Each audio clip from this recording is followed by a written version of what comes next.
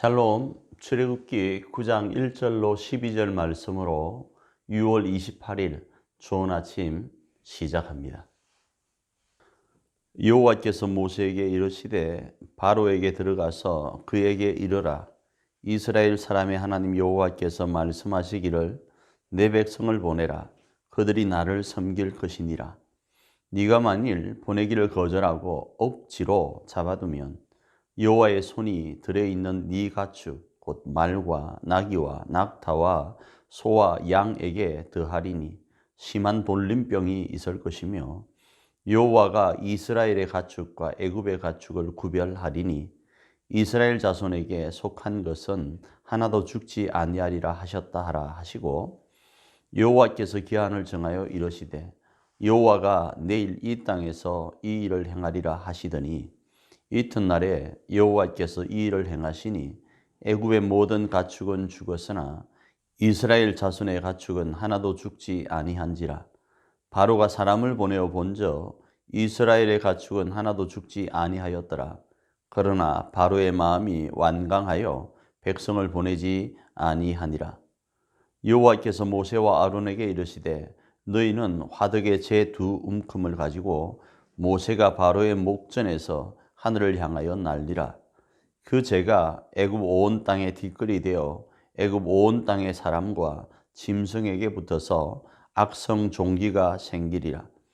그들이 화덕의 재를 가지고 바로 앞에 서서 모세가 하늘을 향하여 날리니 사람과 짐승에게 붙어 악성 종기가 생기고 요술사들도 악성 종기로 말미암아 모세 앞에 서지 못하니 악성 종기가 요술사들로부터 애굽 모든 사람에게 생겼음이라. 그러나 여호와께서 바로의 마음을 완악하게 하셨으므로 그들의 말을 듣지 아니하였으니 여호와께서 모세에게 말씀하심과 같더라. 오늘 우리가 읽은 본문 말씀은 애굽에 임한 5번째 재앙과 6번째 재앙에 대한 내용입니다. 5번째 재앙과 6번째 재앙에는 확연한 차이를 보이는 것이 있습니다. 먼저 5번째 재앙으로 전염병인데 이 전염병은 가축에게만 임하였습니다. 사람에게는 임하였다 이렇게 말하지 않고 있죠. 그리고 애굽 땅에만 임하였습니다. 그리고 하나님은 이 전염병을 일으키기 전에 바로에게 경고를 하였습니다. 그러나 이 5번째까지 바로는 자신의 마음을 고집스럽게, 교만하게, 완악하게 주장하여서 하나님의 말씀을 듣지 않고 이스라엘 백성들로 출애굽시키지 않습니다.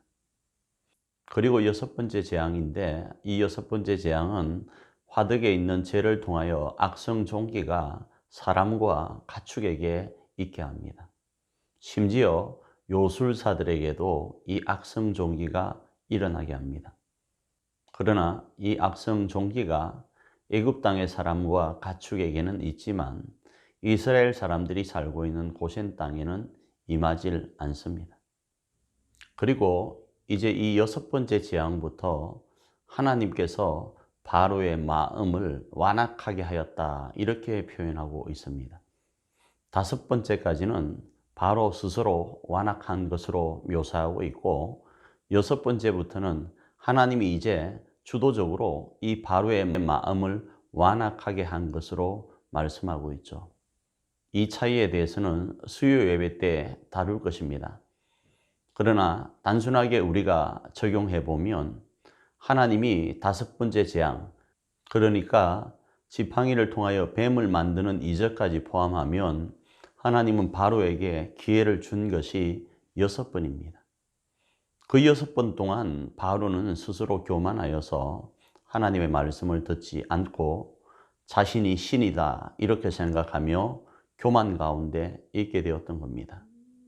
그리고 6번째부터는 그 기회조차 이제 박탈되어서 하나님이 바로의 마음을 완악하게 한 것으로 이해할 수 있는 겁니다.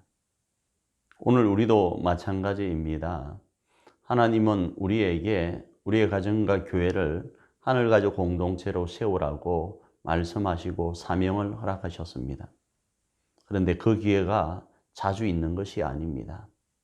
계속적으로 주어지는 것 아닙니다.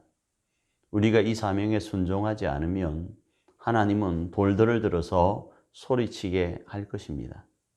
그러기에 지금 우리에게 이 기회가 주어졌을 때 우리의 교만된 마음을 내려놓고 우리가 신으로 여기는 것을 내려놓고 여호와를 하나님, 여호와를 신으로 인정하며 그분의 인도하심과 역사하심 앞에 굴복할 수 있기를 원합니다. 그리고 그 은혜 아래서 우리의 가정과 교회에게 주어진 귀하고 복된 사명들을 감당해야 하는 저와 여러분이 되기를 축복합니다. 좋은 아침입니다.